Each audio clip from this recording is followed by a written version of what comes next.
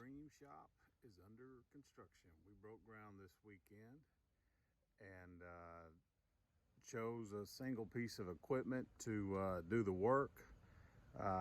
Preferred method would have been being here with a track hoe and a way to move the dirt, either skid steers or loaders or something like that.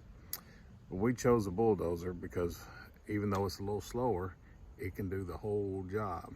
Now, as many of you know, I'm in construction. We build houses and do major remodels and develop subdivisions, but I'm the fat guy that sits in the office and tells the client how much it's going to cost.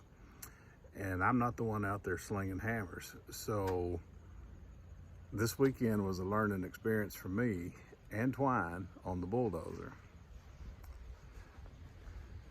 John Deere 450L, equivalent to, I believe, about a D4, D5, somewhere in there.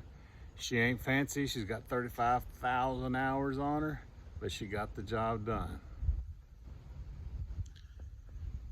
That is the best of my ability. Like I said, I'm the fat guy that sits in the office. I am not the one out doing the deed. And this sucker's old school bulldozer. It doesn't have all the fancy gauges that tell you when you're level, how deep you've gone, the whole 9 yards. Now, we were using a laser transit to get our levels right, because when you're on that bulldozer, your perspective is all jacked up when you're going against a cut bank like that. So how do we get it level? One, we use that transit, and two, how do you get your blade level? Well, we old schooled it. Taped a level to the blade of the dozer. When you don't have the fancy equipment, you go old school and it works. So when you're sitting up on the seat of the bulldozer, when you're getting ready to make a leveling cut, level that center bubble right there, and it gets the job done. Now, I got a whole new respect for these guys shoving dirt for a living, because they have a skill set that I don't have.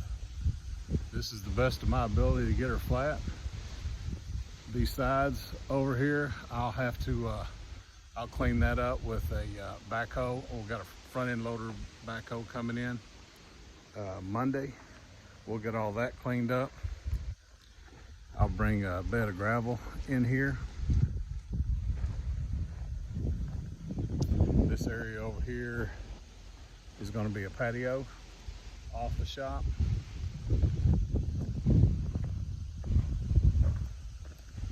So this bank right here, I'm 6'2", so you can see how high this bank is that we cut in here. And when we got down to the deepest part, we ran into quartz, started getting into the rock, so that determined our final level. I don't know if the camera shows it, but it looks like the ground goes flat and then curves up. But when you're using the laser transit, we're within 1.5 inches from one end to the other. So when you're in the hole, you have to rely on the tools that tell you you're doing right or doing wrong, because when you're standing in it, it looks all wrong. So that's where it is. We're going to do a whole video series on this. It's the beginning of the dream shop, Twine's woodworking shop, and my reloading run. So look forward to getting this series put together and seeing you guys down the road. Y'all be safe.